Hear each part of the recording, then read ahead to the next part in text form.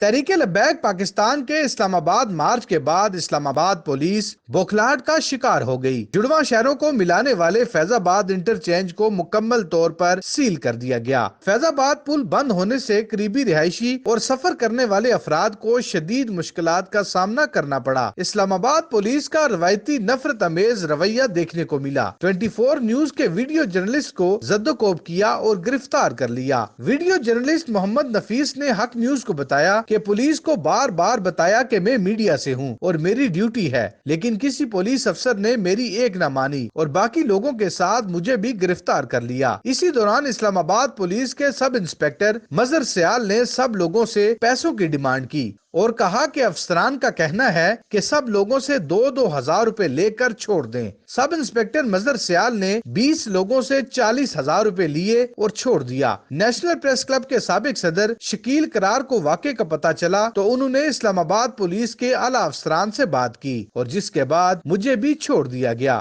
راستے بند ہونے کی وجہ سے خواتین گندے نالوں سے گزرتی ہوئی اپنی منزل تک پہنچی۔ کئی خواتین گندے نالے کو کراس کرتے ہوئے گر کر زخمی بھی ہو گئیں، لیکن اسلام آباد پولیس کے افسران اور جوانوں کو کوئی رحم نہ آیا اور بے حسی کا مظاہرہ کرتے رہے۔ اس کے علاوہ اسلام آباد کے مختلف علاقوں میں تحریک لبیک کے کارکنان کی پکڑ دھکڑ کا سلسلہ شروع کر دیا گیا اور اسلام آباد کے مختلف تھانوں میں باقاعدہ لسٹیں بھی بننا شروع ہو گئیں۔ یاد رہے کہ اس سے پہلے بھی فیض آباد میں ہونے والے تحریک لبیک کے دھرنے کے دوران وفاقی ماڈل پولیس نے تحریک لبیک کے نام پر بے گناہ لوگوں کو پکڑ کر اپنی گنتی کو پورا کیا اور انہی بے گناہ لوگوں کو جیل کی سیر بھی کرا چکے ہیں۔ شہریوں نے حکومت سے مطالبہ کیا ہے کہ راستے بند کرنے سے صرف عوام کی مشکلات میں اضافہ ہو سکتا ہے۔ اس کے مستقل حل کے لیے ڈائیلاگ کا سلسلہ شروع کرنا چاہیے۔ سہیل ملک، حق نیوز، اسلام آباد۔